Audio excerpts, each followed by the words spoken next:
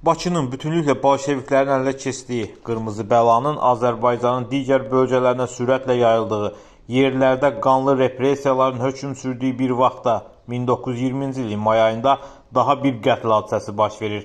Azərbaycan Demokratik Respublikasının baş naziri müəmmalı şəkildə naməlum yerdə, naməlum səbəblərdən qətlə yetirilir.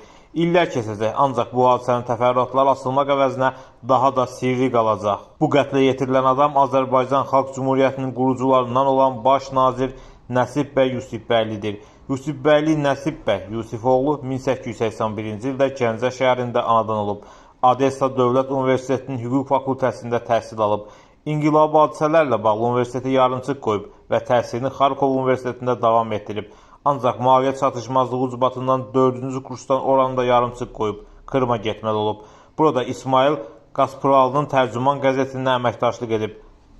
Qaspuralının qızı Şəfiqə xanımla evlənib. Nəsib bəy 1909-cu ildə Gəncəyə qayıdaraq ictimai siyasi fəaliyyətə başlayıb. Qurucusu olduğu Milli Federalistlərin Türk Partiyası 1917-ci ildə Müsavat Partiyası ilə birləşir. Zaqafqaziya Seyminin üzvü, Zaqafqaziya Federativ Hökumətinə Maarif naziri olur.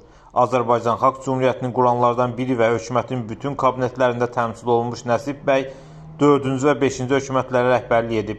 Aprel inqilabından sonra Bakını tərk edib. Həqiqətən 1-ci Cümhuriyyətin qurucuları arasında olmasa, yaxud da Xalq Cümhuriyyəti hakimiyyətinə rəhbərlik eləməsi kimi tarixi faktlar onun böyük bir siyasi, ictimai xadim kimi xatırlamağa yetərli qədər kifayət etsə belə, Nəsib bəy həm də ideya və məfkürə insanı olaraq Azərbaycan tarixində əbədi yaşamağa haqqı olan kişilərdəndir.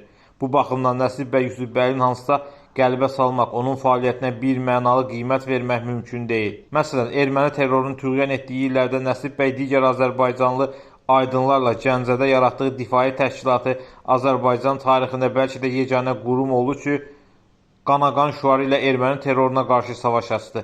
Difaidən əvvəl isə Gəncədə bütün təşkilat üçün bir növ baz rolunu oynamış Qeyrət adlı gizli qurum fəaliyyət göstərmişdi ki, onun da qurucusu yenə Nəsib bəyin atası Yusif bəy və Həmid bəy olmuşdular. 28 may istiqlalından sonra Nəsib bəy hökuməti kabinetlərində Xalq Maarif naziri kimi çalışmış, 1919-cu il martında Cümhuriyyətin Nazirlər Şurasının sədri seçilən Nəsib bəy Yusifbəyli baş nazir olduğu dövrdə ölkədə quruculuq işlərinə böyük diqqət yetirir və məhz bu illərdə Azərbaycanın müstəqilliyini 23 dövlət tanıyır. Nəsib bəy müasirləri tərəfindən son dərəcə səmimi insan, düzgünlüyü və demokratliyi ilə fərqlənən dövlət xadimi kimi xatırlanır. Deyirlər, bir dəfə baş nazir olduğu vaxtlarda hansısa iş üçün atasından pul istəyir.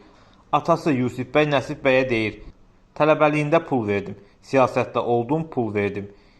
İndi baş nazirsən, yenə pulun yoxdur. Azərbaycanın işğalından sonra bir sıra cümhuriyyət qurucuları və siyasi xadimlər kimi Nəsib bəy də ölkəni tərk etmək məcburiyyətində qalır. O Gürcüstana gedərkən 1920-ci il mayın 31-də yolda qətlə yetirilir.